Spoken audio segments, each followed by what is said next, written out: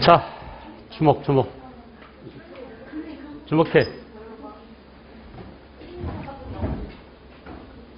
오늘은 좀 빡시게 나갈 거예요, 많이. 오늘 좀 많이 나가줘야 진도를 뽑을 수 있어요. 근데 이렇게 그 중간에 한 번씩 빠져버리면 한 시대가 통째로 날아가 버리잖아. 역사는 시간의 학문이라고 그랬는데 한 시대가 잘라져 버리면 시간이 연결이 안 되죠. 될 수 있으면 빠지지 말고 요번 한 달이니까 몇 번 안 남았어요. 이제 벌써 오늘이 4번째. 많이 해봐야 한 6번 이렇게 남았는데 나머지 기간 동안 쭉 빠지지 말고 와서 요번에 바로 합격을 할 수 있도록 합니다. 알겠죠? 페이지 24쪽 개화운동과 근대적 개혁의 추진 여기 들어갈 차례예요. 기억나세요? 지난 시간에 했던 거? 개항, 특히 개항. 개항은 반드시 한 문제씩 나온다고 그랬죠? 그래서 강화도 조약이라고도 하고 병자 소조규라고도 하는데 이 개항에 관한 여러 가지 사연들. 조선은 자주국이다. 이건 왜 그랬느냐? 일본이 뭐 하려고? 청과 조선의 관계를 부정하기 위해서, 종주관계를. 그래서 마음대로 조선을 침탈하기 위해서는 청의 간섭을 배제시켜야 되겠죠? 그런 내용들, 또 어떤 내용들이 불평등한 내용이었는지, 또 강화도 조약 이외에 소조규 부록이 있다고 그랬죠? 이 부록은 뭐가 있다고? 일본 화폐의 유통, 그런 내용이 담겨 있고, 그 다음에 통상장정이라고 해서 거기는 또 뭐가 있어? 우리나라 곡물의 무제한 유출, 그 다음에 무관세 특혜, 그죠? 그래서 이렇게 불평등한 내용이 통상장정에도 담겨 있다. 여기까지 했어요. 그 다음에 오늘은 개화운동과 근대적 개혁의 추진. 제가 지난번에 전체를 한번 쫙 일별해서 말씀드리면서 70년대에는 개항 하나밖에 없다. 출제될 게. 그랬죠? 지금부터 이제 80년대 들어가는데 80년대도 시험 나올 게 별거 없어요. 그래서 오늘 하는 내용들을 잘 잡아두면 됩니다. 알겠죠? 자, 먼저 우리는 개화운동을 추진하는 사람들을 좀 알아봐야 돼. 그 당시 이제 이 개화를 추진하는 사람들이 있었지만은 또 개화에 반대하는 사람들도 있었어요. 우리가 개화 세력과 좀 이따 본격적으로 보겠지만은 개화를 반대하는 세력을 뭐라고 그래? 위정척사 운동을 전개했던 사람들. 이 두 사람들이 서로 대립했었단 말이야. 이렇게 대립. 그래서 먼저 개화 세력의 형성 과정을 보겠어요. 개화 세력의 대도 그랬는데. 자, 거기 보세요, 이제. 우리가 이렇게 개화 세력이라고 하는데, 이 개화를 추진하는 개화 세력한테 영향을 준 게 뭐냐 그러면 이 세 가지를 반드시 알아둬야 돼요. 하나는 18세기에 또 18, 19세까지 이어졌던 실학이죠, 실학. 그죠, 실학. 그래서 실학으로부터 개화가 영향을 받았다는 것. 대단히 중요합니다, 실학. 특히 실학 가운데서 중농이야, 중상이야? 중농이에요, 중상이에요? 중상학파 실학이죠. 그죠? 그래서 실학 가운데 중상학파 실학 또는 이 중상학파 실학을 다른 말로 뭐라고 그래? 북학파 실학 이렇게도 얘기하죠. 그 대표적인 사람들이 두 박씨, 한 사람 누구야? 박지원. 또 한 사람 누구예요? 박재가. 그죠? 기타 이제 뭐 홍대용도 있고 여러 사람 있지만은 이 박지원, 박재가가 가장 대표적인 중상학파 실학자들이다. 중상학파 실학으로부터 영향을 받았다. 무엇이? 개화사상가들이. 개화사상이. 알겠죠? 그래서 중상학파 실학자 박지원의 손자가 누구냐? 지난 시간에 다 했던 거야. 누구라고 그랬죠? 박규수. 이 사람은 그래서 양반이고 박규수 말고 두 명의 중인들이 있다고 그랬죠? 한 사람은 통역관이 누가 있었어요? 오경석. 그 다음에 의사. 한의사 출신 누가 있었지? 유홍기. 이 사람 별명이 또 뭐가 있다고요? 유대치도 이름이 된다고 그랬죠? 유홍기가 유대치야. 같은 사람이에요. 모르는 사람이 이렇게 하지 마세요. 그래서 유홍기, 박규수, 또 오경석 이런 사람들은 초기 개화 세력. 이들이 우리도 빨리 문을 엽시다. 서양 여러 나라들이 와서 우리를 계속 문 두드렸잖아. 우리 수많은 이항소들이 다가와서 18세기부터 조선에 대해서 개항을 요구하고 있는 과정을 우린 지도를 통해서 봤죠. 그래 안 그래? 그래서 그런 통상 요구에 부응해서 이렇게 통상 개화론을 내세웠던 초기 개화파들은 박규수, 오경석, 유홍기다. 잘 나오고 특히 이 중에 제일 잘 나오는 사람 누구라고요? 박규수가 제일 잘 나온다. 왜냐? 제너럴 셔먼 사건과 관련된 사람이에요. 알겠어요? 미국 배가 대동강을 거슬러 쳐들어왔을 때 그 미국 배를 불질러버린, 그걸 지휘했던 평양 감사가 당시에 박규수였거든. 그래서 누구라고?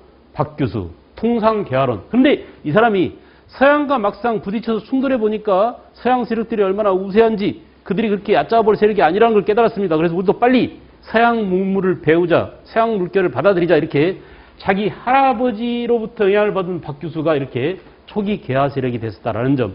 또 하나는 뭐냐면, 또 하나는 청나라로부터 영향을 받은 청나라. 청해에서 일어났던 서양화에 힘쓰는 운동을 뭐라고 그래? 양무운동 그랬어요. 양무운동. 말로 해봐. 뭐라고? 양무운동. 그 말 속에 서양화에 힘쓰자 이런 뜻이 담겨 있어요. 무자가 힘쓸 무자야. 알겠죠? 양은 서양이고요.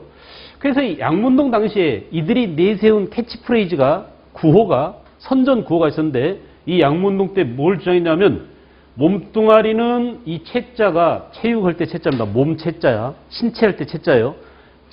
몸은 중국 걸 쓰고 그죠? 서양의 기술 문화를 받아들이자라고 중체서용을 부르짖었어요. 말로 해보세요. 뭐라고? 중체서용. 이름, 의미를 알겠죠? 우리 몸은 중국 거지만 예, 기술 문화는 서양의 기술 문화를 받아들이자라고 내세웠던 구호가 뭐라고? 중체서용. 누가? 청나라에서. 알겠어요? 자, 그런데 청의 이렇게 양무운동으로부터 영향을 받기도 했지만은 또 하나는 뭐냐? 우리의 개화상가들은 일본으로부터 영향을 받는다. 일본. 당시 일본도 문명 개화론이 불어닥쳤는데 일본도 역시 마찬가지로 우리도 빨리 문명을 받아들이고 우리도 근대화를 추진해야 돼라고 하는 문명 개화론자들이 있었는데 이 일본의 문명 개화론자들은 뭘 주장했냐면 화혼양제를 주장해. 말로 해봐. 뭐? 화혼양제. 여러분들 혹시 우리가 일식집이라고도 하는데 어떤 어른들은 일식집이라고 하지 않고 화식집이라고 해. 들어봤어요 혹시? 못 들어봤죠 잘. 근데 이 말은 들어봤을 거야. 일본의 예쁜 과자를 무슨 과자라고 그래? 화과자라고 그래. 그래 안 그래? 아주 아기자기하게 조그맣게 달고 그 예쁜 과자들 장식이 많은 과자들 있잖아. 이걸 무슨 과자라고? 화과자라고. 화과자. 근데 그 화자가 일본을 의미하는 화자. 이 환자로 이렇게 쓰거든. 이게 일본을 의미하는 거야. 그래서 혼은 정신은 일본 혼을 유지하되 서양의 제주를 받아들이자라는 의미에서 뭐라고? 화혼양제를 주장했어. 그러니까 청나라 놈들이 중체서용을 주장한 거나 일본이 화혼양제를 주장한 거나 글자만 다르지 내용은 어때? 쌤이다 이거야. 알겠어요? 기본은 우리 것을 지키되 기술 문화는 서양 것을 받아들이자. 여러분 이걸 우리가 말로 바꿔서 말하면 서양 문물을 본격적으로 받아들이는 거야? 부분적으로 받아들이는 거야? 부분적인 서구화죠. 말로 해보세요. 뭐라고? 부분적인 서구화를 추진했어요. 그래서 청해 양무운동 당시 내세웠던 중체서용과 일본이 문명 개화론자들이 내세웠던 화혼양제 영향을 받아서 우리 초창기 개화 세력가들도 개화를 추진했던 사람도 뭘 주장했냐면 우리도 정신은 동양 것을, 도가 정신이잖아. 도 딱자 이런 말이에요. 알겠어요? 정신은 동양 것을, 기술 문화는 서양의 기술 문화를 이래가지고 뭘 주장했다? 동도서기론을 주장했다. 말로 해봐 뭐? 동도서기. 알겠어? 중체서용은 어디 거? 청나라 거. 알겠어요? 화혼양제는 어디 거? 일본 거. 똑같은 의미로 동도서기는 어디 거? 우리나라 거. 우리 개화사상가들이 이렇게 동도서기를 주장했다. 알겠죠? 그러므로 시험에 나올 때는 요거나 전부 다 비슷한 의미다라는 것을 알아둘 것. 특히 청나라의 양문동에서 내세운 슬로건이 중체서용, 일본의 문명 개화론자 내세운 슬로건이 화혼양제인데 그들의 영향을 받아가지고 우리도 동도서기를 주장했던 초기 개화파가 누구냐? 박규수, 오경석, 유홍기다. 됐죠? 여기까지. 그런데 이미 다 정리했던 거야 우리가. 그런데 이 개화파들이 나중에 80년대 들어와서 이모군란 이유가 되면 둘로 갈라진다고 그랬죠. 우리 책에 다 나와 있죠. 하나는 뭐야? 온건 개화파. 주로 온건 개화파들은 청의 영향을 많이 받은 사람들이에요. 됐어요? 반면에 아니야. 청나라처럼 하면 안 돼. 봐라. 일본은 문명 개화론에 한계가 있다는 걸 깨닫고, 그죠? 왜 한계가 있냐면 부분적인 근대화를 통해서는 서구화에 실패한다는 걸 깨달았어요. 서양을 닮으려면 서양은 시민혁명을 통해서 민주주의가 이루어졌죠? 산업혁명을 통해서 무엇이 완성됐다고 그랬어? 자본주의가 완성됐어요. 민주주의, 자본주의, 평등사회, 합리적인 사상 이런 것들이 다 완성되어야 근대를 할 수 있는데, 근대를 이룰 수 있는데, 야, 정신문화는 일본 걸 그대로 놔두고 기술문화만 부분적으로 받아들여갖고 근대화가 되겠냐? 근대화 할 수 없다 이거야. 요걸 깨닫고 여기에 대한 반성으로 일본은 1868년 뭘 단행했다? 해봐, 뭘? 잘했어요. 뭘 단행했어요? 메이지 유신을 단행했다 이거야. 그죠? 메이지 유신. 그래서 일본은 메이지 유신을 통해서 이 한계를 어떻게 했어요? 뛰어넘었어요. 극복했어요. 안 돼. 부분적인 근대화 해갖고는 안 돼. 이거 봐! 청나라 중체서용 성공해서 실패하겠어? 양문도 실패했습니다. 그죠? 근데 일본은, 아시아에서 유일하게 일본은 1868년 일본만 근대화에 성공했어요. 알겠죠? 근대화에 성공했어. 이 근대화에 성공한 일본의 성공 모습을 본 우리나라 사람들 가운데, 개화 세력 가운데 누구는 급진 개학파들이 누가 있었어? 누가 있었어요? 김옥균, 박영효, 서광범, 서재필 이런 사람들이죠. 누구라고? 급진 개학파들이 있었다. 이들은 일본의 메이지 신의 영향을 받은 사람들이에요. 알겠어요? 그래서 우리도 전면적인 그죠? 또는 급진적인 근대화를 추진하자. 일본의 메이지 신처럼 정치, 경제, 사회, 문화 모든 면에서 속전속결로 우리도 근대화를 추진하자. 일본이 저렇게 빨리 앞서가는데 우리도 맨발 벗고 쫓아가야지. 미적거릴 틈이 없다. 이런 식으로 급진적인 전면적인 근대화를 추구한 사람들이 누구라고? 박영효, 김옥균, 서광범, 서재필 이런 사람들이야. 됐어요? 그래서 이들이 나중에 뭘 추진했느냐?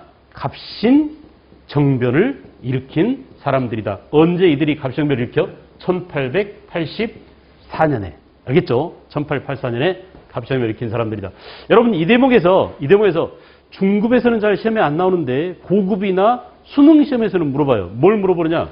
이 메이지 시인의 이 내용을 이들에게 가르쳐준 일본인 스승이 있어서 이 사람을 묻습니다. 그러니까 김옥균이나 박영효의 스승이 있었는데 이게 바로 누구냐면 후쿠시마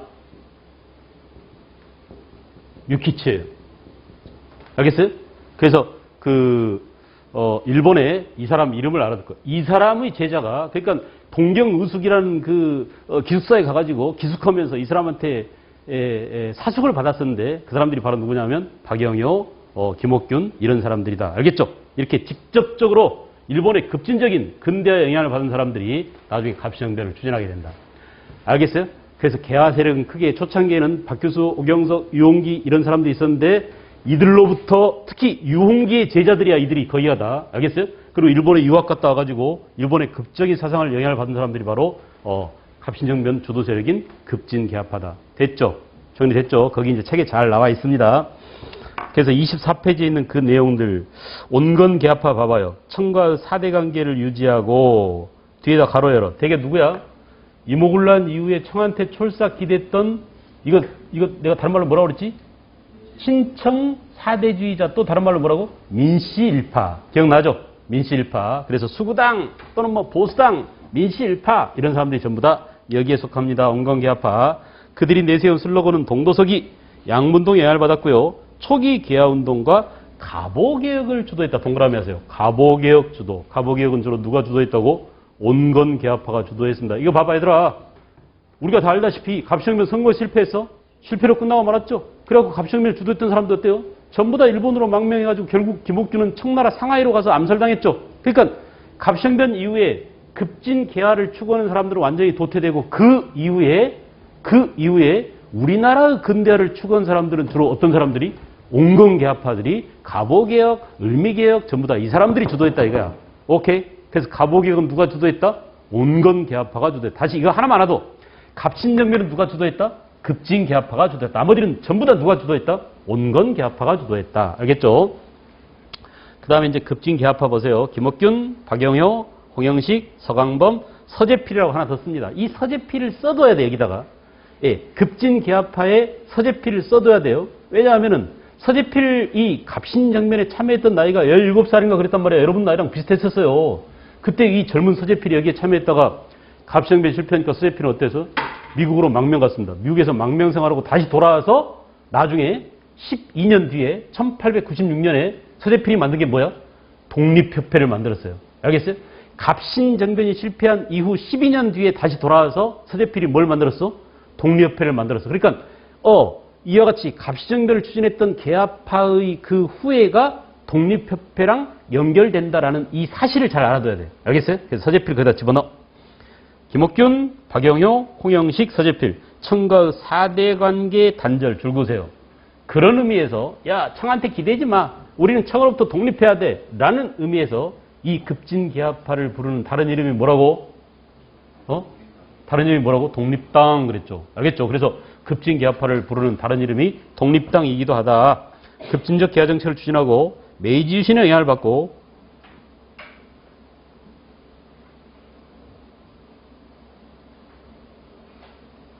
그 다음에 갑시정변을 주도했다. 갑시정변. 그래서 이렇게 청, 조선, 일본 이런 사람 이런 나라의 영향을 받았다는 거.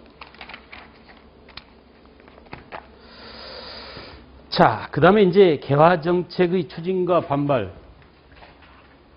여기 보세요. 이름 좀 고쳐. 후쿠자와 유키치. 후쿠시마가 아니라 미안해. 잘못 얘기했어. 후쿠자와 유키치. 선생님이 이름을 잘못 얘기했어. 그 다음에 이제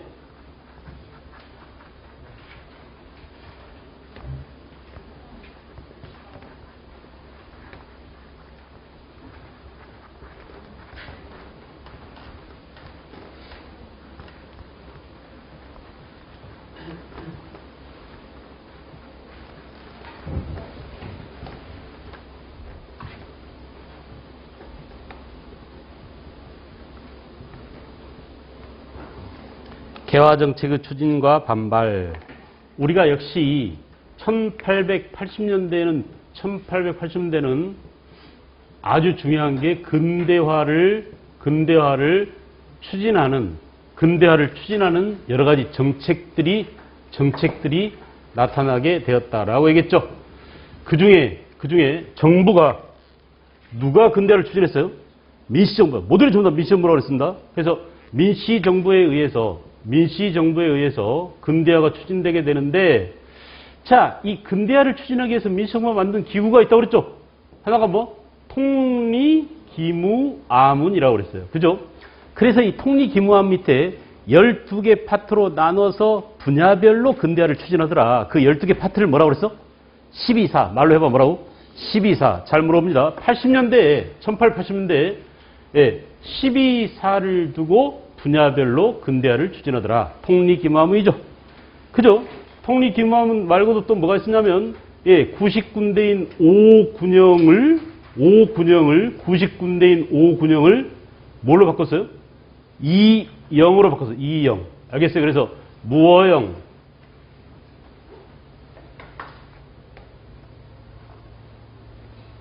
무의영, 장어영. 그죠? 이렇게 두 개의 영을 두고 이 99인들이야. 이 99인들에 대한 차별 대우 때문에 이런 게 바로 뭐라고? 이모군란이 발생했다. 그죠? 이모군란. 그 다음에 99인 이 영 말고 신식군대로서 뭘 두었다? 별기군을 두었다. 신식군대인 별기군을 새로 창설하게 되었다. 뭘 하는 과정에서? 근대화를 추진하는 과정. 우리도 서양처럼 근대적인 총칼을 지닌 그런 군대를 만들자. 이렇게 해서 신식군대인 별기군을 두었습니다. 자, 이렇게 근대화를 추진하기 위해서는 또 뭐 했냐 하면, 일본에 뭘 파견했어요? 수신사를 파견했어요. 아주 중요하죠. 수신사를 두 차례 파견했는데, 1차 수신사로는 김기수라는 사람이 파견돼, 그동안 시험에 별로 안 나왔기 때문에 나올 가능성이 높아졌습니다. 알겠어요? 1차 수신사 김기수가 일본에 갔다 와서 쓴 기행문이 뭐냐면 일동기유라는 책이 있어요. 일동기유. 그래서 책 이름까지 함께 알아둘 것. 김기수. 그리고 수신사 가운데 2차 수신사 같은 사람이 누구냐면 김홍집이죠. 그동안 계속 시험에 나왔던 사람이 김홍집이야. 이거 우리가 지난 시간에 강조했습니다. 왜 이 사람이 중요하다고 그랬어요? 이때 일본의 2차 수신사 같은 김홍집이가 일본에 갔다 와서 얻어온 책이 있었다? 이게 뭐냐? 조선 책략이었죠. 그죠? 자, 조선 책략을 가져와서 우리 조선에서 조선 책략이 유포되니까 무슨 일이 일어났다고 그랬어요? 두 가지. 조선 책략 때문에 하나는 미국과 수교하는데 도움이 됐습니다. 그래, 네 말 맞다. 미국과 연미론에 의해서 손을 잡는 게 좋겠구나. 누구를 막기 위해서 미국과 손을 잡는다고? 네? 조선 책략 주요 내용이 뭐예요? 러시아를 방어하기 위한 목적이죠. 야, 지금 조선 눈에 큰일 났어. 북쪽에 있는 러시아가 조선을 먹으려고 계속 호시탐탐 노리고 있는데, 조선이 러시아한테 먹히지 않으려면 친중해봐. 친중, 그 다음 뭐야? 결일, 그 다음 뭐? 연미. 그죠? 그래서 미국과 손잡는 게 좋을걸? 그 충고에 영향을 받아가지고 미국과 수교하는 데 영향을 주었다. 오케이? 그런데 조선 책략이 우리 국내에 유포되니까 전국에서 유생들이 벌떼처럼 일어났죠. 야, 일본한테 지금 우리가 문호 개방을 해준 것도 억울해 죽겠는데 또 다른 오랑캐인 미국과 손을 잡다니 말도 안 돼 하면서 전국에서 그냥 벌떼처럼 일어납니다. 유생들이. 그죠? 우리가 이걸 뭐라고 그랬어요? 무엇이 격화된다고? 위정 척사 운동이 격렬히 전개되더라. 이 두 가지 영향. 알겠죠? 다시. 예, 수신사가 1차 수신사 김기수는 1876년에 파견되고 2차 수신사 김홍지가 1881년에 갔다 왔는데 이 김홍지비가 갔다 온 이후 조선 책략이 국내에 유포됨으로써 나타난 두 가지 현상. 뭐라고? 미국과 수교하게 됐다. 82년에 미국과 수교했잖아요. 82년에. 그리고 위정 척사 운동이 이때 격렬히 전개됐다는 점. 아주 중요합니다. 알겠어요? 아주 중요해요. 그 다음에 이제 또 뭐냐. 청나라에는 영선사라는 사절을 파견해요. 청나라의 영선사. 그래서 당시에 영선사로 갔던 사람 이름이 김윤식입니다. 김윤식. 그래서 이 김윤식이는 텐진에 있는 무기 제조 공장인 조병창, 텐진 조병창을 구경하고 와가지고 우리나라에 와서도 이제 기기창이라는 무기 제조국을 만들고 방문국 알죠? 인쇄소. 그 다음에 전환국. 또 뭐 화폐를 만드는 것 이런 것들을 만들었어요. 그런데 김윤식이는 1882년 국내에서 이모군란이 터지자 급거 귀국을 해서 돌아옵니다. 알겠어요? 그래서 이렇게 청해 영선사 미국에도 1883년 미국과 이미 82년에 수교를 했잖아. 그래서 미국에 보빙 사절단을 보냅니다. 이 보빙 사절단은 미국에 보낸 사절이에요. 구분을 잘 해야 돼. 알겠어요? 다시 일본에 뭘 파견했다? 수신사. 청해는 뭘 파견했다? 영선사. 미국에 파견된 사절 일행을 뭐라고? 보빙 사절단이라고 합니다. 알겠어요? 보빙 사절단. 그래서 홍영식 이런 사람들을 보빙 사절단으로 파견했었고 기타 이제 또 일본에 뭘 보냈냐 하면 일본에 야 너네 일본 가서 이미 메이주신 이후에 근대화된 일본의 문물을 가서 구경하고 와. 조사 시찰을 하고 와 해가지고 일본에 이때 조사 시찰단 일행을 보냈어요. 수학여행단이나 마찬가지야. 알겠죠? 그래서 이렇게 일본에 보낸 사절 일행, 이 사절이라기보다는 수학여행단이야. 그러니까. 그래서 당시 이제 신사일함단 그래가지고 일본에 발달된 근대 문물을 둘러보고 오게 한 사람들이고 조사 시찰단. 나머지 수신사, 영선사, 보빙 사절단 이 사람들은 사절 일행으로 간 사람들이에요. 알겠어요? 이렇게 근대화된 서양 문물을 배우기 위해서 일본이나 청나라나 또는 미국에 이렇게 사절 일행을 파견하기도 하고 여러 가지 근대화 추진 작업이 전개되었다. 쫙 나와 있습니다. 거기에. 다 우리 책에 잘 나와 있죠? 근데 이제 문제는 뭐냐? 이것 때문에 구식군대와 신식군대의 이 차별 대우 때문에 뭐가 일어난다고? 이모군란이 발발하게 되더라. 구식군인들이 신식군대인 별기군에 대한 차별 대우 때문에 이것 때문에 이 군인들이 뭘 일으켜요? 1882년 임오군란을 일으키게 되었다. 알겠죠?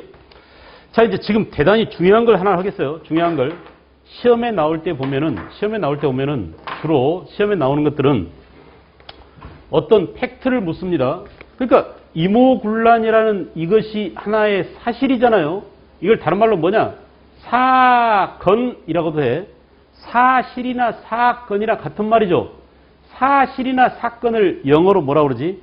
희원아, 사건을 영어로 뭐라고 할까? 몰라? 예찬아, 사건을 뭐라고 하지?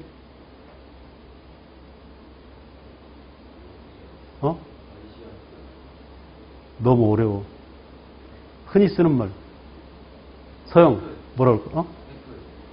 해프닝? 팩트. 얘들아, 뭐라고? 팩트. 지호야, 뭐라고? 팩트. 팩트야, 팩트. 알겠냐? 알겠어? 팩트. 어떤 사건에 대해서 어떤 팩트에 대해서 시험에 냅니다. 잘 나와요. 알겠죠? 가령 뭐 묘청은 아니다. 또는 이모군란이다. 갑신정변이다. 라는 것은 사건 이름이죠. 그냥 사건 이름이죠. 그래서 우리가 어떤 사건을 정리하려면 이렇게 해야 된다고 여러분 배웠어요. 언제 배웠느냐? 초딩 때 배웠어. 신문 만들 때. 그래 안 그래? 신문 기사를 쓸 때는 어떻게 쓴다고 그랬지? 민정아, 신문 기사를 어떻게 쓴다고? 좋았어요. 지금 내가 해결하는 게 육하 원칙이야. 해볼까? 육하 원칙. 자, 육하 원칙은 어떤 사실을 우리가 객관적으로 신문 기사로 쓰잖아요. 어떤 사실을 신문 기사로 쓸 때는 무엇에 따라서? 육하 원칙에 따라서 쓰자라고 했는데 제일 중요한 게 뭡니까? 누가야. 항상 주인공이 있죠. 이 사건을 일으킨 주인공들이 있을 거 아니냐. 누가? 그 다음 뭐예요? 언제.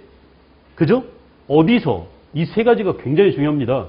이거 내가 항상 강조했던 이게 바로 뭐야? 인간이죠. 이건 뭐야? 시간이죠. 이건 뭐야? 공간이죠. 어떤 팩트를 이루는 가장 중요한 핵심적인 것은 시간, 인간, 공간 이 3간이 있어야 돼. 얘들아. 그러니 시험에 맨날 뭐가 나온다고? 인간을 묻거나 시간을 묻거나 어디서 공간을 묻거나 이게 제일 중요하단 말이야. 기타 또 뭐가 있어요? 언제 어디서 누가 이외에도 또 뭐? 무엇을 그죠? 무엇을 했느냐. 또 뭐? 어떻게 했느냐. 그리고 또 뭐가 있죠? 왜 했느냐. 알겠죠? 이런 것들이 하나의 역사적 사건을 이루는 기본 구성 요소가 이렇게 육하 원칙과 마찬가지입니다. 알았어요? 그래서 지금부터 우리가 육하 원칙에 따라서 이모군란이라는 이 사건을 한번 다뤄보자. 자, 먼저 보세요. 먼저 이모군란은 시기 언제야? 1882년. 벌써 뭐가 나왔어? 시간이 나왔죠? 그러니까 반드시 알아둬야 될 기본 요소가 뭐란 말이야? 시간이란 얘기예요. 그죠? 자, 언제입니다. 언제? 누가요? 누가? 이모군란은 누가 일으킨 거야? 특정한 사람이라기보다는 집단이죠. 그 집단 이름 누가 있어요? 구식군인들이. 그리고 이 구식군인들과 함께 등장하는 인물들이 또 있습니다. 이 성난 구식군인들이 그동안 차별대우했던 누구야? 그 신식군대 교관, 일본인 교관 누구를 쳐 죽여버렸어요? 사람 이름이 하나 나올 텐데 호리모토예요. 호리모토. 그죠? 이 호리모토를 가서 패 죽였어요. 서울 구리까지 쫓아가 도망가고 있는 구리 고개를 넘어 도망가고 있는 호리모토를 잡아가지고 돌로 쳐 죽였는가 그래. 알겠어요? 그리고 또 뭐냐? 그 당시 구식 군인들에게 차별 대우하고 어떻게 차별 대우했냐면 월급을 안 줬어. 월급을 9개월 동안 밀렸습니다. 9개월 만에 월급을 줬는데 그 당시로 월급을 쌀로 주잖아. 근데 쌀 속에 어때요? 겨하고 돌멩이가 잔뜩 섞여 있는 거야. 그래서 화가 난 구식 군인들이 그걸 들고 어디로 쫓아갔어? 월급 주는 기관인 그 당시 선해청 당상관 민겸호 집에 쳐들어갔어요. 민씨 정권의 오래비가 그러죠. 민비의 오래비가 그러죠. 그래도 걔를 죽였어요. 그러니까 이런 사람들 민겸호라든지 선해청 당상관 민겸호라든지 또는 별기군 교관 호리모도 이런 사람들과 함께 이들을 척살한 바로 뭐야? 구식 군인들이 이모군란의 주인공이었다라는 점. 알겠죠? 그리고 구식 군인들은 가서 누구한테 호소해서 대원군 나으리 민비가 집권하더니 우리는 완전히 개털됐어요. 그러니 대원군이 우리를 다시 다스려주세요라고 쫓겨나 있던 운영국으로 쫓겨나 있던 누구를 흥선 대원군을 다시 모셔왔죠. 그래서 대원군을 앞세우고 그래서 여기에 등장하는 인물들이 주로 누구야? 이쪽에는 대원군이죠. 대원군, 구식군인 같은 편이고 얘네들 당하고 그죠? 또 여기 뭐야? 민씨 일파. 민씨는 이때 어떻게 했어? 도망갔다고 그랬잖아.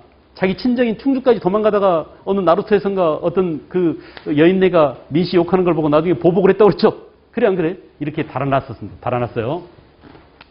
자, 이렇게 사람들이 나오고 사람들이 그 다음 이제 두 번째는 뭐냐? 두 번째. 자, 누가 언제 어디서예요? 어디서는 뭐냐면 그 두 가지입니다. 하나는 선해청을 쳐들어가고 별기군을 공격하고 또 뭐야?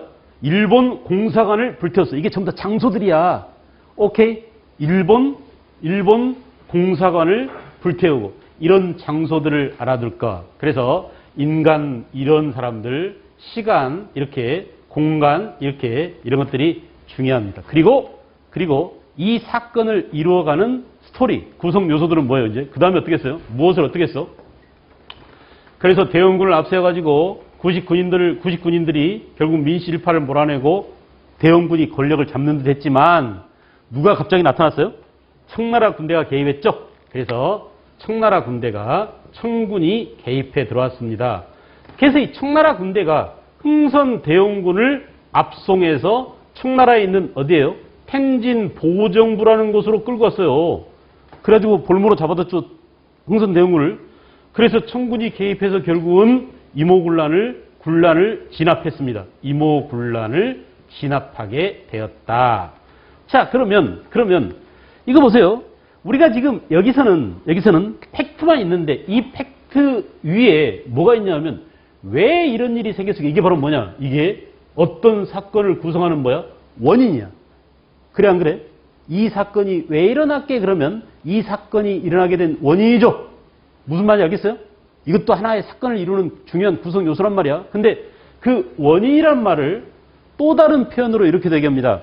이 사건의 원인은 뭐냐라고 하지 않고 문제를 낼 때 이와 같은 사건이 일어나게 된 원인은 이렇게 묻지 않고 이와 같은 사건이 일어나게 된 배경은 이렇게 물어요. 근데 그 말이 그 말이야. 내 말 이해하겠어요? 이해하겠어요? 또는 이렇게 묻습니다. 이렇게 물어요. 원인이나 배경이냐 이렇게 묻지 않고 이 사건이 일어나기 이전에는 무슨 일이 있었냐라고 그 전에 일어났던 사건을 묻는단 말이에요. 되게 그러니까 어떤 이런 사건이 터지게 된 원인은 그 전에 일어난 것 때문에 이게 일어나죠. 그래 안 그래? 내가 아주 대표적인 전형적인 이런 사건을 설명했었는데 그게 바로 뭐였어요? 세도정치가 원인이 돼서 뭐가 일어났었지? 세도정치 결과 삼정문란. 그래 안 그래? 삼정문란 결과는 또 뭐라고? 그죠. 농민반란. 그래 안 그래? 그러니까 농민반란의 백그라운드는 뭐야? 삼정문란. 삼정문란의 원인은 뭐예요? 세도정치. 이 인과관계가 있단 말이야. 그런데 이 인과관계란 결국 뭐냐? 시간 순서야. 먼저 일어난 것이 그 다음 사건에 영향을 주고 그 다음 사건이 또 그 다음 사건에 꼬리에 꼬리를 물고 영향을 준다. 이게 바로 뭐라고? 원인과 결과관계. 이걸 무슨 관계라고 그래? 인과관계 속에 놓여 있다. 알겠어요? 인과율 속에 놓여 있다 그래. 말로 해보자 뭐라고? 인과율. 말로 해봐 뭐라고? 인과율. 원인과 결과의 법칙이란 얘기야. 알겠죠? 모든 사건은 이렇게 인과율 속에 놓여 있습니다. 알겠어요? 그 인과율이란 뭐냐? 시간 순서에 따라서 먼저 일어난 사건이 그 다음 사건에 영향을 주고 먼저 일어난 사건이 그 다음 사건에 뭐가 된다? 배경이 되고 원인이 된다라는 이 관계를 뭐라고? 인과율의 법칙이라고 한다 이거야. 이해겠어요? 이해겠어요? 이걸 깨달아 버려야 돼. 역사 공부를 하려면 항상 이걸 깨닫고 있어야 돼. 그러니까 이런 과정 속에서 문제를 냅니다. 이제 시험에 나올 때는 뭐가 나오냐? 이렇게 물어요. 이렇게 이모군란 문제가 나왔다 그러면 이걸 보여주는 거야. 보기에 이렇게 나와요. 선해청 당상관 민경모 집으로 몰려간 구식군인들이 민경모 집을 불태우고 민경모를 때려 죽이고 대원군을 모셔와서 대원군이 권좌에 앉았다라고 당시 기록을 보여주고 내 말 알겠어? 이와 같은 사건이 일어나게 된 배경은 그럼 뭐라고? 배경을 우리가 지금 공부해야 됩니다. 첫째. 자, 신식군대와 뭐라고? 구식군대에 대한 뭐 때문에 일어났다? 차별대우 때문에 이게 일어났다. 됐냐? 그래 안 그래? 이모군란의 배경은 뭐라고? 구식군대와 신식군대에 대한 차별대우 때문에 일어났다. 그래 안 그래? 또 그 다음에 뭐야? 또 그 다음에 민씨일파가 그죠? 예, 근대화를 추진한답시고 근대화 추진 과정에서 되게 이 농민들을 많이 수탈해 먹었습니다. 그러니까 이모군란 과정에서 성난 구식군인뿐만 아니라 성난 농민들까지 가세해서 저 민씨일파 때려 죽여. 그죠? 그러니까 나루토에서 말이야. 민씨 그 여우 같은 년 때문에 우리가 이 고생해야 하면서 민씨를 비난하는 일이 생기는 거야. 알겠어요? 그러니까 이런 것들 때문에 이게 일어났다라는 거예요. 알겠냐? 알았어요? 그 다음 봐봐. 그 다음 얘들아. 그리고 우리가 이모군란이라는 사건을 배울 때는 이게 원인이고요. 이게 지금 사건에 이걸 뭐라고 하냐면 전개 과정이라고 그래요. 주로 우리가 이모군란 그러면 이걸 말하지만 사실은 이 사건 전과 이 사건 후에 또 이것도 있다. 결과. 얘들아 봐봐. 문제가 똑같아. 아까와 같이 선해청 당상관 민경모 집에 쳐들어가서 민경모를 죽이고 흥선대원군을 모셔와서 이들이 일시적으로 권력을 잡았다라고 해서 이모군란은 그 사태를 보여주고 이로 인해서 일어난 결과는 뭐냐라고 묻겠죠. 그죠? 그런데 문제 물을 때 결과는 뭐냐라고 묻기도 하지만 이것의 영향은 뭐냐 이렇게 물어요. 알겠어? 그러면 영향이란 뭐예요? 그 다음에 일어난 사건이 뭐냐 이 말이야. 결과나 영향이나 쌤이다 이거야. 이해하겠죠? 그래서 결과 보세요. 결과. 자, 첫째 이모군란 결과. 이거 봐봐. 이모군란을 누가 진압했지? 하은아, 이모군란 누가 진압했어? 청나라가 진압했죠. 그러니까 당연히 청나라의 내정 간섭이 강화되겠냐 안 되겠냐? 강화됩니다. 우리가 민씨 너를 지켜줬으니까 민씨 너는 이제 우리 말 들어야 되라고 하면서 청나라가 조선에 대해서 감나라 배나라 한단 말이야. 그래서 이모군란 이후에 청의 내정 간섭이 강화되게 되었다. 이해할 수 있겠죠? 이해할 수 있겠죠? 청의 내정 간섭이 강화되고 그 당시에 이제 누가 썼냐면 고문도였어. 고문. 당시 청나라에서 온 고문 가운데 외교 고문인 독일 사람 누가냐면 멜렌 도르프라는 놈이 왔어요. 말로 해봐. 누구라고? 멜렌 도르프. 알겠어요? 그래서 이렇게 외교 고문을 파견하기도 하고 그 다음에 이제 재정 고문으로서 마젠창이라는 사람을 파견했어요. 이렇게 청이 이모군란 이후에 민씨 정권에 대해서 감나라 배나라 간섭을 많이 했다. 알겠죠?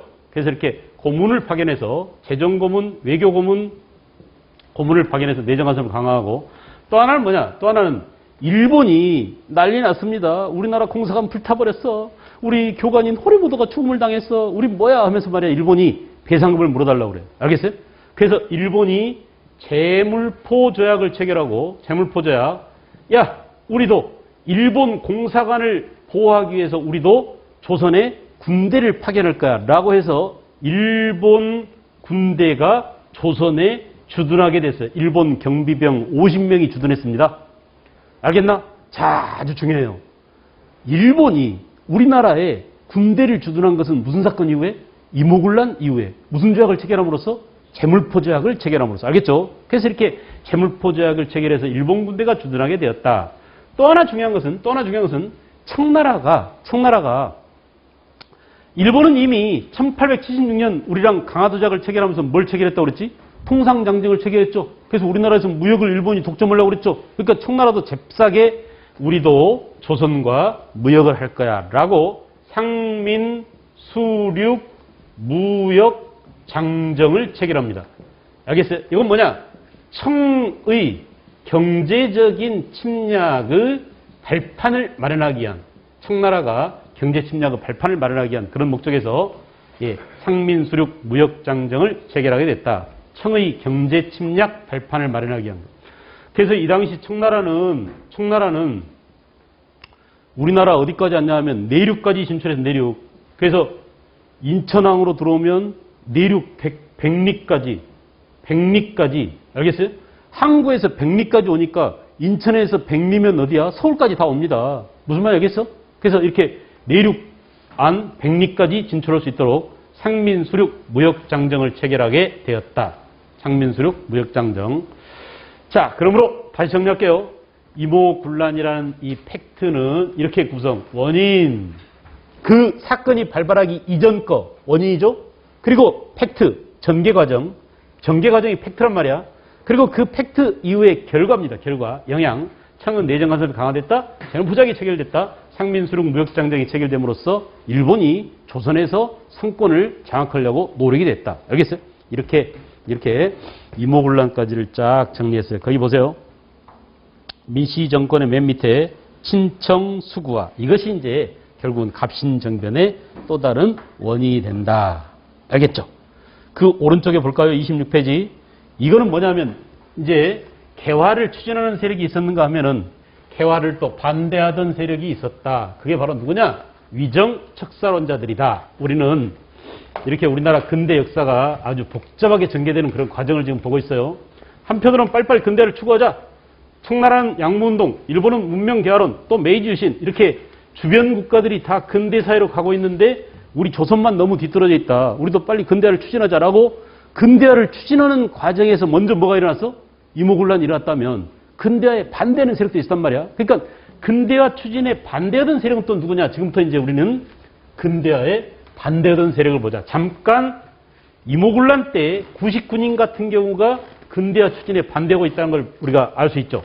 또 대원군 같은 경우도 어때요? 근대화를 반대하는 입장이었죠. 그죠? 흥선 대원군도 세국정치 추진하고 근대화를 반대하고 있었어요. 그리고 이제 본격적으로 대원군과 같은 입장에서 근대화에 반발하면서 우리의 전통 질서를 수호하고 침략해오는 서양 세력, 또 일본 놈들, 또는 외세 이런 놈들을 상대로 본격적인 싸움을 준비하는 세력이 있었으니 그걸 뭐라고 하느냐? 위정척사운동이라고 한다. 오케이? 동그라미 하세요. 뭐라고? 위정척사운동. 26쪽으로 들어왔습니다.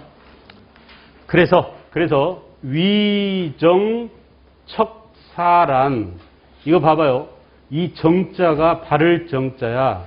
그리고 이 사자는 사악하다, 사특한 놈, 사악한 놈, 이게 나쁠 사자입니다. 알겠어요? 그래서 올바른 것은 우리가 지키고 이런 뜻이야. 그죠? 그리고 사악한 것은 배척하자 할 때 척자예요.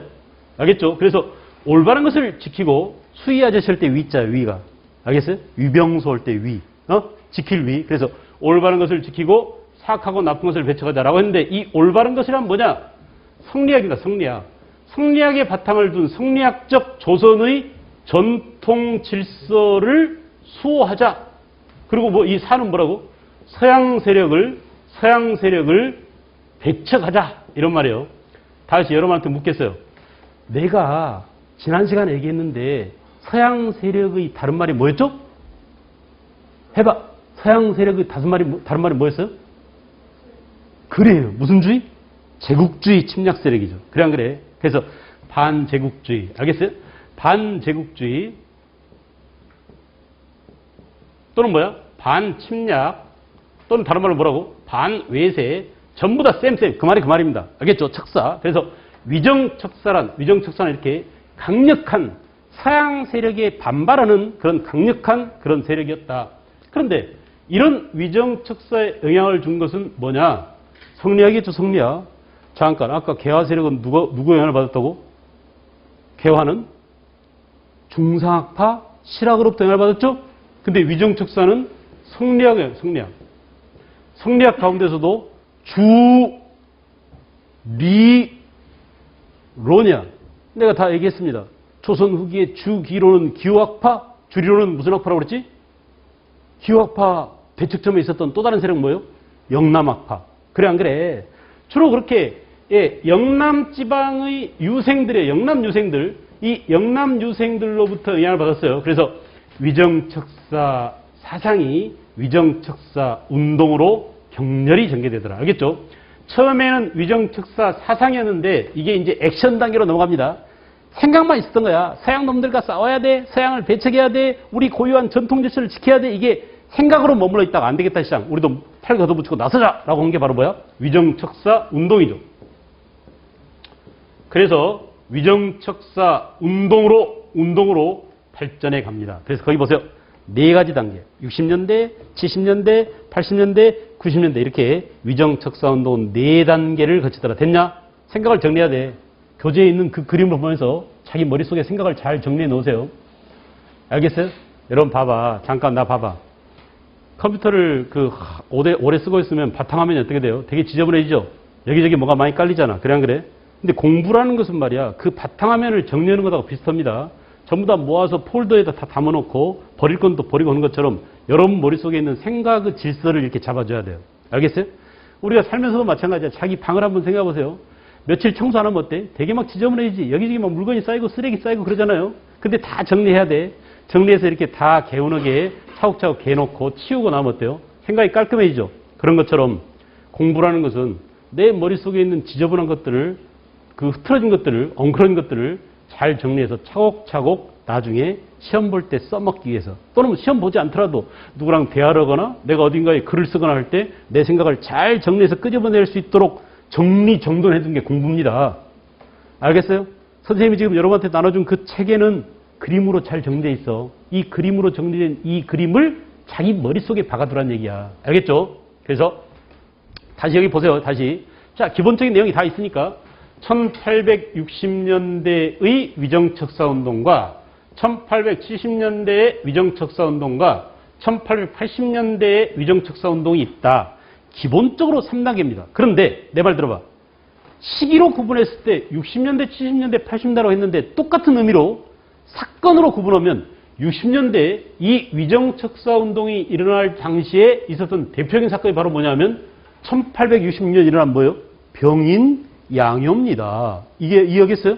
머릿속으로 생각하세요. 병인양요는 누가 쳐들어온 거야?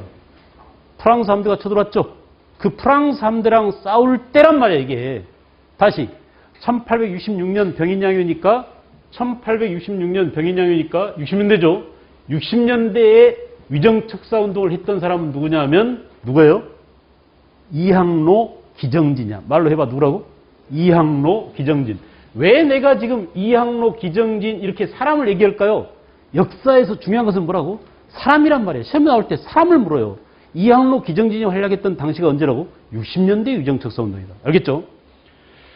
자, 그래서 1860년대 병인양요 당시 기정진, 이항로 이런 사람들은 이렇게 한말 성리학의 주리론 영향을 받은 영남 유생 가운데 일파인데, 그죠? 그 기정진, 이항로는 예, 그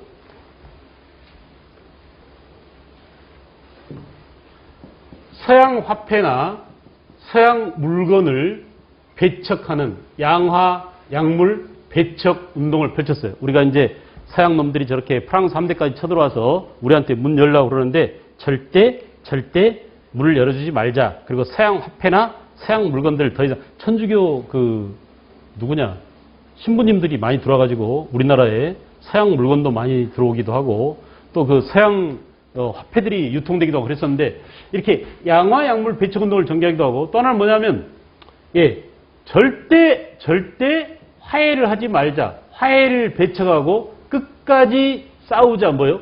주전론을 내서 누구랑 싸우자고? 프랑스 함대랑 싸우자. 그러니까 척화 주전론은 흥선대원군한테 영향을 줬겠죠. 맞아 그래. 너네들 생각이 맞아. 우리는 프랑스와 싸워야 되면서 흥선대원군이 결국 프랑스 함대를 무찔렀잖아요. 무슨 말 알겠어요? 이렇게 척화 주전론은 병인양요 당시 60년대 주장했던 위정척사론자들의 주장이다. 이 말. 그 다음 이제 70년대는 누구냐? 70년대는 그렇습니다. 개항 당시야. 개항 당시. 70년 뒤죠. 1876년에 개항을 했잖아요. 66년 병인양요 이후 10년 뒤에 예, 개항이 일어나게 되는데 이거 보세요. 자, 개항 당시에 개항을 반대하는 아주 유명한 상소를 냈던 그래서 이 사람이 시험에 나올 확률이 굉장히 아까 박 교수보다 이 사람이 훨씬 높아요. 바로 누구냐면 최익현이야. 지난 시간에 얘기했었죠. 최익현. 그래서 최익현은 흥선대원군을 권좌에서 끌어내린 사람 아닙니까? 민비를 옹립한 사람이죠. 그죠? 고종 임금한테 권력을 넘겨주세요. 이렇게 흥선대원군의 탄핵 상소를 올렸던 사람이 바로 최익현 아니냐? 그 최익현이 뭘 올렸어요? 5가지 서양과 손 잡으면 안 되는 일본하고 조약을 체결하면 안 되는 5가지 이유를 들어서 상소를 올렸어요. 알아둬야 돼. 오불가소. 말로 해보자. 뭐라고?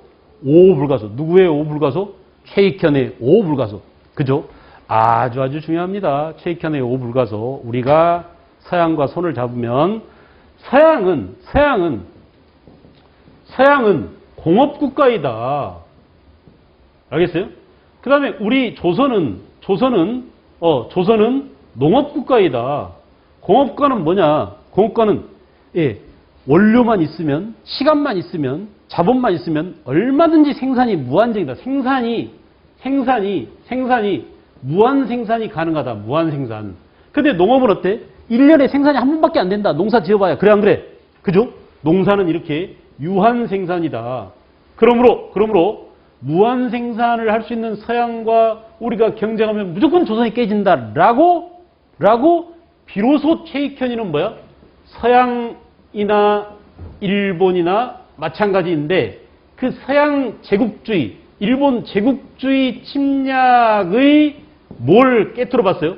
본질을 꿰뚫어 본 사람이야. 대단히 중요합니다. 그래서 우리가 이런 거짓말에 속으면 안 돼.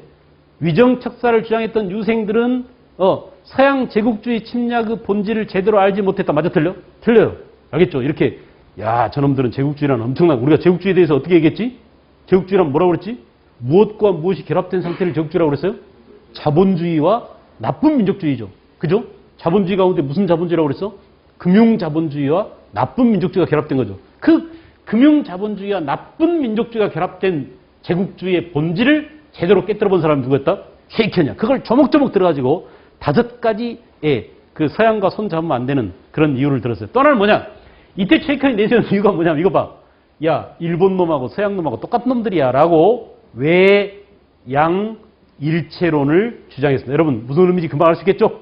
외놈이나 양놈이나 한 가지라니까. 외양 일체론. 다시 60년대 위정척사론자들이 내세웠던 슬로건은 뭐야? 척화주전론이라면 70년대 위정척사론자들이 내세웠던 슬로건은 뭐라고? 외양 일체론이었다. 이런 나쁜 놈들인데, 서양 놈들인데 그 서양과 그대로 서양을 본받은 일본이나 서양이나 마찬가지다라고 외양 일체론을 부르짖었다. 누가?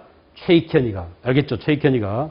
근데 최익현이는 그 당시에 뭐 아주 유명한 도끼 상소라고 그랬으면 도끼를 들고 가지고 광화문 앞에 엎드려서 전하 개항을 하시려거든 차라리 제 목을 치세요라고 도끼로 딱 자기 목을 저렇게 배짱 있게 나섰던 그런 인물입니다. 대단히 중요한 최익현이에요. 그 다음에 80년대는 뭐냐? 여러분 이거 보세요. 내가 아까 어저께부터 2번씩이나 설명을 했었는데 80년대에 이것이 가장 격렬해졌다. 무슨 책이 유포됨으로써? 조선에?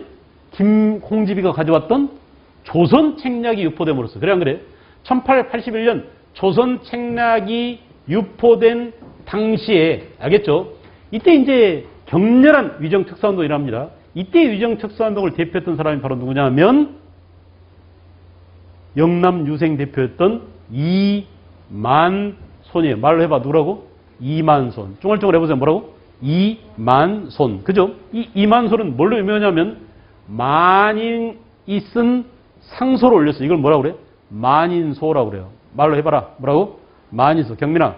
만인소 해봐. 만인소. 뭐라고요? 만인소. 상소를 쳐나 절대 서양과 손을 잡으면 안 됩니다. 알겠죠? 특히 미국을 끌어들이면 안 됩니다. 이렇게 해가지고 10,000명이 사인했어요. 그러니까 10,000명이 사인해봐. 얼마나 긴가. 어마어마한 길이어가지고 이걸 전세로운데 이런 교실 몇 칸이 필요합니다. 사람들이 이름만 늘어놓는데도 그럴 정도로 실제로 지금도 남아있어 상소가 만인소가. 영남 유생 대표였던 이만손이 만인소를 올렸고 이 당시에 개화 반대로다가 사형까지 당한 사람이 있었으니 그 사형당한 그 사람 이름이 누구냐면 홍제학이야. 홍제학. 다시 60년대는 누구라고요?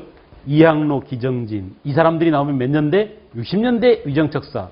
70년대는 누구라고? 최익현. 80년대는 누구라고요? 이만손, 홍제학. 이렇게 시대를 구분하세요. 알겠죠? 시험에는 순서를 묻는 문제가 잘 나옵니다. 그러니 이 사람들이 언제적 사람인지를 모르면 문제가 풀릴까 안 풀릴까? 되게 헷갈려. 어디서 들어봤는데 이럴 때가 제일 힘들죠. 문제 풀기. 그래 안 그래? 그래서 시기를 잘 구분해 놓을 것 됐어요. 자, 그리고 이제 우리 책에 보세요. 이렇게 위정척사 운동이 전개되더니 드디어 1890년대가 되면 무슨 일이 벌어지느냐. 이제 위정척사 운동에서 그치지 않고 야, 이 시장 안 되겠다. 운동이 아니라 이제부터는 전쟁이다. 라고 의병으로 갑니다. 의병. 왜 의병으로 갔을까요? 1895년에 일본 놈들이 무슨 짓을 저질렀어? 왜? 명성황후를 시해했죠. 그래 안 그래? 그래서 뭘 일으켰어요? 을미사변을 일으켰어요. 이 을미사변 당시에 우리가 무슨 의병을 일으켰다고? 을미의병을 일으켰다. 을미의병. 그래서 1890년대가 되면은 위정척사운동 그 뒤 어디로? 의병으로 연결된다. 아주 중요합니다. 여러분 이 큰 가닥을 놓치지 마세요. 다시 하겠어요. 다시. 성리학의 주리론이 어디에? 위정척사에. 위정척사는 어디에? 의병에. 알겠죠? 의병에. 미리 해둘게요. 미리. 이 의병은 나중에 어디로 가느냐? 동학농민운동으로 갑니다. 알았어요? 이 의병들이 그대로 그 무기를 들고 어디로 들어가? 동학농민군으로 들어가게 된다 이거야. 이해하겠나? 한편으로 동학농민군으로 연결된다는 사실을 꼭 잊지 마세요. 기억해두세요. 바로 좀 이따 우리가 동학농민운동 할 거야. 알겠죠? 그래서 26페이지를 쫙 봤어요. 거기 오른쪽에 나와 있는 그 자료들 여러분들 한 번씩 읽어보세요. 아, 최익현이가 이런 상소를 올렸구나. 홍제학이는 이런 상소를 올리다가 사형까지 당했구나. 그런 내용들이니까 여러분들 읽어보면 금방 알 수 있습니다. 유인석이는 이제 이송 유인석이는 1890년대, 1895년 을미의병을 일으켰던 사람이죠. 오케이? 됐을까? 쉬었다 할까 좀? 쉬었다가 갑시행전 또 들어가도록 하겠어요.